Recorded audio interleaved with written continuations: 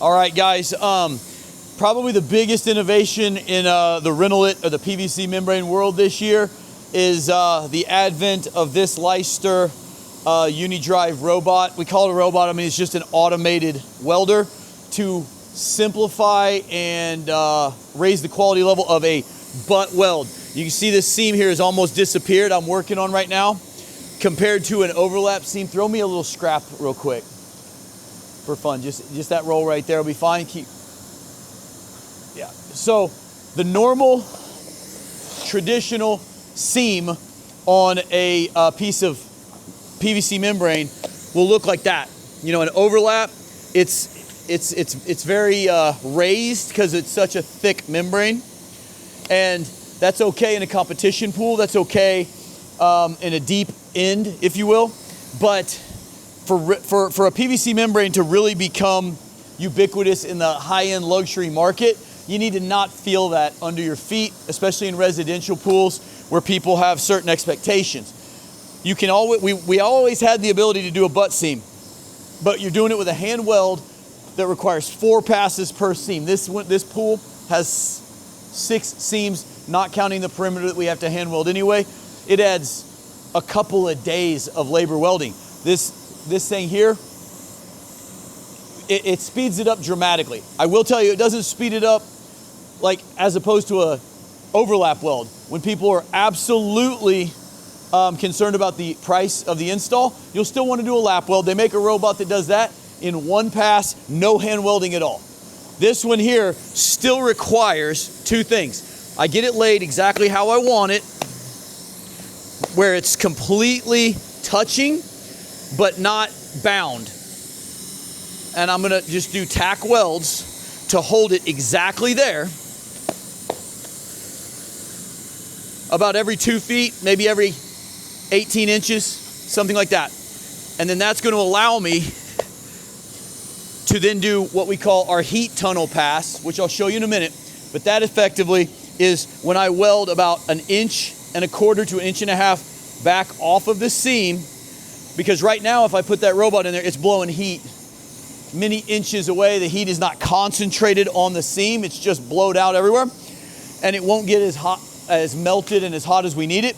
And it also it'll just dissipate. So you first do a weld down the edges that will concentrate that heat where we want it on the final pass, which we do with the robot. So it's still a good bit of labor, but it cuts the labor in half, but also produces a reliably beautiful effect. And I'm going to show you how all the whole system works right now. Okay. All right, guys, real quick, I'm going to show you all the parts that are required to make the floor feel smooth under your feet. The first is the geotechnical felt. It comes in rolls that are 59 inches tall. That's a very specific number for a very specific reason. These are all pre-cut.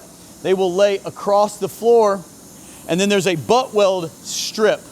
This is non-reinforced PVC, meaning there's no fabric in it. It's not strong like the floor, but it is made to lay under this butt seam. So you can kind of see what it's going to look like as we lay this 59-inch piece, and then 3 inches both ways ends up being 65, which is what this is. So it's made to lay out for the full width pieces.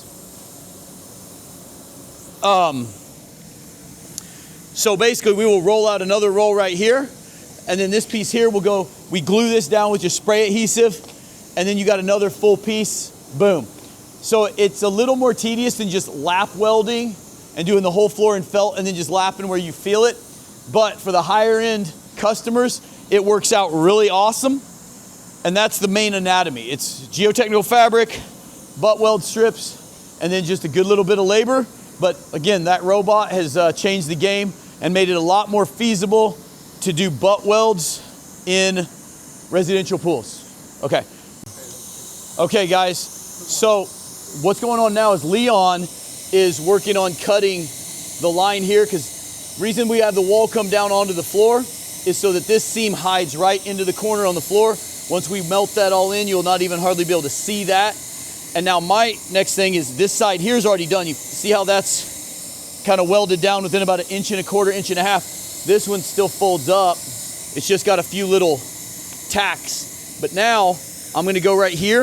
I'm going to put my silicone roller, and I'm just going to, I've got my heat setting just right, and I just basically shut that off to where now the heat can't get past what I'm tacking down. So when I roll my butt welder down the middle of this, all that heat is going to get concentrated in about a 3-inch wide area, which there's a roller that drives that machine at a particular pace that we preset, and it presses that 3 inches down flat, which is really, really nice. Otherwise, you could make another pass by hand and do this, but as you're doing it, you are making it like lumpy a little bit. It's not a bad thing. It's very hard to see in the water, but that machine there is better, more automated, and but its quality of weld is very dependent on how good I do this and how consistent my distance from the edge is. That's why I like to just go this way. If I was welding a seam, I would be going 45 degrees across. But this is not a waterproof weld per se. This is about concentrating the heat of the next pass that will be my final weld. So, little different logic than what I'm going to be doing over on the edges and stuff, where it's all by hand. Okay guys, so just real quick, I'm going to show you this thing. When we started using these about 4 or 5 months ago, we had literally the very first or second one that made it to the US. This is a Swiss tool. They make all of the roofing welders. You guys have probably seen like our little hand welders back here, but they make some pretty neat robots that do a lot of automated welding up on roofs. This one is very specific. You can kind of see this plow goes both ways. This is where all the heat comes out. It has a guide right here. It'll have a little line that I have to keep directly above that. This one does not steer itself. Some of them do. This one, and then it's got a silicone roller. This is the back end. This is what drives it, and it also has a seam. So as long as I'm lining that seam and this seam up, that plow will be going right down the middle of this weld and should lay it down perfectly where it's almost invisible. It's not, it is very much an art, and it takes some practice, but once you got it down, it does make the result pretty reliable and pretty easy to achieve. It has this little kind of looks like a shoehorn, and what we got to do is we put this into the seam, and that's going to hold the membrane up while we there we go. It'll hold it up open so my plow can go down in there, and then we have to pull that out real quick, otherwise it'll try to stick down to the stainless. So somebody's got to hook that and yank it out. Easy peasy lemon squeezy. Go ahead. Okay guys, so it only took about a minute to get to 914 degrees, and it's only like 15 degrees outside Fahrenheit right now. Watch your finger, I don't want to burn you here. So okay, I'm gonna put that, I'm lining this guide up with this. I've still got the plow up in the air. Sorry, did it get you? Yeah, it's gonna get warm. Okay, now I'm gonna put that plow in, and I gotta get that under. And now I just gotta drive, she's going. And I just gotta keep it. Yeah, keep the cord out of the way. But if you can see, I've got my line right here directly over the seam. And if you can see behind what it's doing, it's just silky smooth. You can hardly see the seam. And so all I'm doing is just putting a little, maybe 5 pounds of down pressure, and I'm making sure that guide stays directly over that seam. If I steer it even a little bit offline, it'll just make a little gap in the membrane. But as it's laying, it is looking beautiful.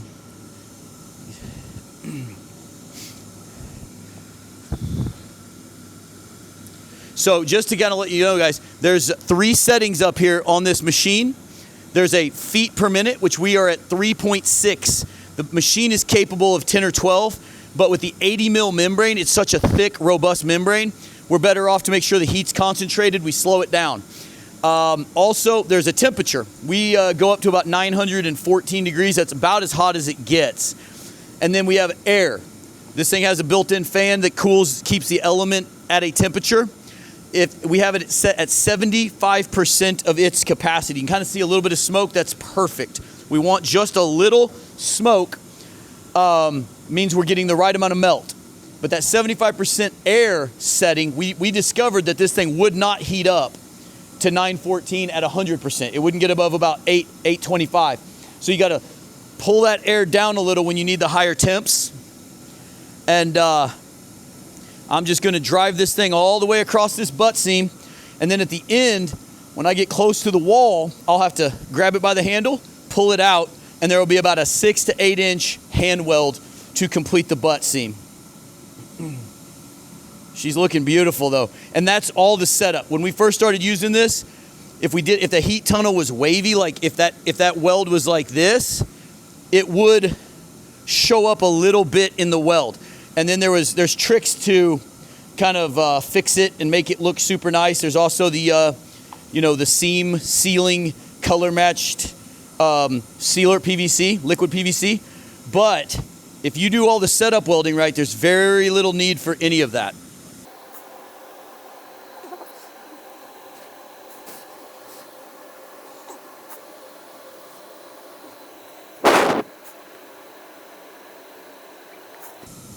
A lot of people think this looks a lot like a carpet seamer, and I mean, effectively it kind of is. Carpet will hide, a little more since there's no, fiber on top to hide the actual weld. So this machine's a lot more technically accurate, or technically perfect, if you will. The carpet seamer is just a big hot iron, basically. This got a lot more settings that you can dial in. Hey, will somebody bring that cardboard down here? Because the whole bottom of this thing's putting off hot air, I have to set it on its side, or else I'll melt a piece of the floor, which would be a super big no-no. But I got about 3 feet left. I'm going to start paying attention to the wall and the cord, making sure nothing's going to get bound up or into the heat zone. But as soon as I get there, I'm going to grab this handle here, lift up, and just pull it straight out. And the boys will come in behind me and do a complete final weld. It'll be great. And we have, I think, 5 more of these seams, or 6 more. I don't remember. So like I said, this is a 20 by 40 pool that goes from 4 to 9 feet deep. So not the biggest pool you'll ever do, but not small by any means. It's a pretty good size pool.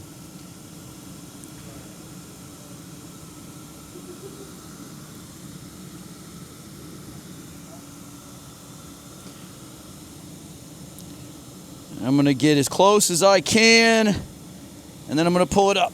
I'm going to sit her down like that. That's keeping it off the heat. See, they'll have this much weld to complete by hand, but that seam is dang near perfect.